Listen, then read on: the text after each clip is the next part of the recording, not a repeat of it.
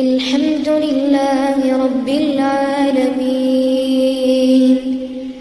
Ar-Rahmanir Rahim Maliki Yawmiddin Iyyaka na'budu wa iyyaka nasta'in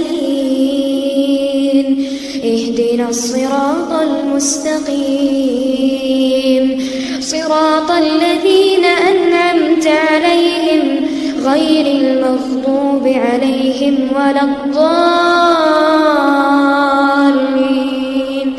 Amin.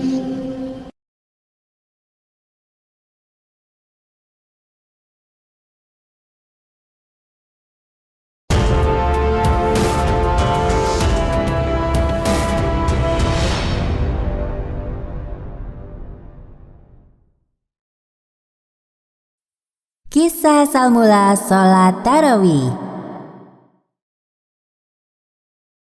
Ketika Allah Subhanahu wa Ta'ala memerintahkan Rasulullah Shallallahu Alaihi Wasallam untuk berpuasa Ramadan, malam harinya beliau pergi ke masjid untuk melaksanakan sholat qiyamul lail, sholat malam. Kaum muslimin mengikuti beliau dan sholat di belakangnya. Pada waktu paginya, orang-orang membicarakan kejadian tersebut. Semalam aku melaksanakan sholat qiyamul lail bersama Rasulullah selepas sholat Isya. Benarkah? Aku tidak tahu perihal itu. Jika begitu, nanti malam aku juga akan pergi ke masjid untuk mengikuti sholat qiyamul lail bersama Rasulullah. Malam berikutnya, jamaah sholat semakin bertambah banyak. Seperti hari sebelumnya, orang-orang kembali membicarakan tentang sholat qiyamul lail. Semalam kamu kemana? Kenapa tidak pergi ke masjid? Aku sedang menemani istriku yang sedang sakit. Apakah ada sesuatu? Semalam kami melaksanakan sholat qiyamul lail bersama Rasulullah. Benarkah? Kalau begitu nanti malam aku akan pergi ke masjid untuk melaksanakannya.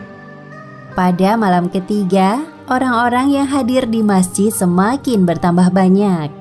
Rasulullah Shallallahu Alaihi Wasallam keluar dari rumah untuk sholat qiyamul lail dan mereka sholat bersama beliau.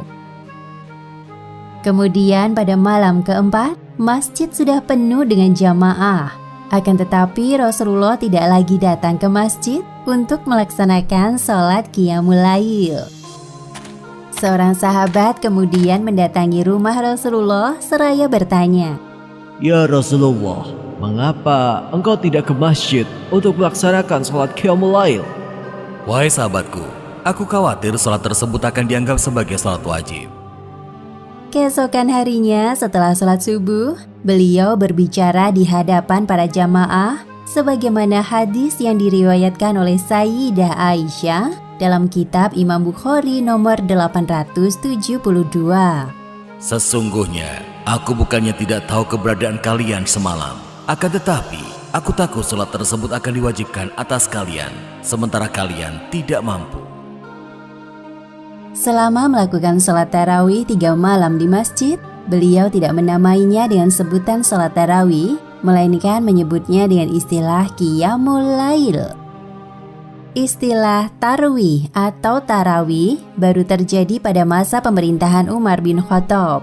Karena melihat kenyataan, umat yang banyak melakukan sholat tarawih dengan cara sendiri-sendiri menurut seleranya. Kemudian Umar mengumpulkan kaum muslimin untuk melakukan sholat tarawih secara berjamaah. Umar bin Khattab menunjuk Ubay bin Ka'ab sebagai imam sholat. Wahai kaum muslimin, aku, Ali bin Abu Thalib maupun Sayyidah Aisyah melihat banyak dari kalian yang sholat tarawih dengan cara sendiri-sendiri. Maka mulai sekarang kita akan melakukan secara berjamaah. Sholat ini akan dipimpin oleh Ubay bin Ka'ab. Sholat tarawih artinya istirahat, karena kaum muslimin melakukan istirahat setiap selesai melakukan sholat. Beberapa hadis menyebutkan tentang perbedaan jumlah rakaat qiyamul lail. Maka terjadi perbedaan jumlah rakaat di kalangan para ulama, dan perbedaan tersebut diperbolehkan menurut Islam.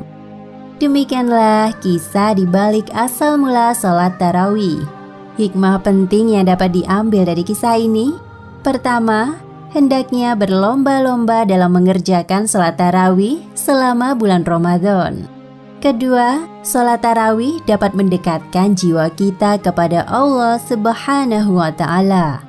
Wallahu a'lam bishawab.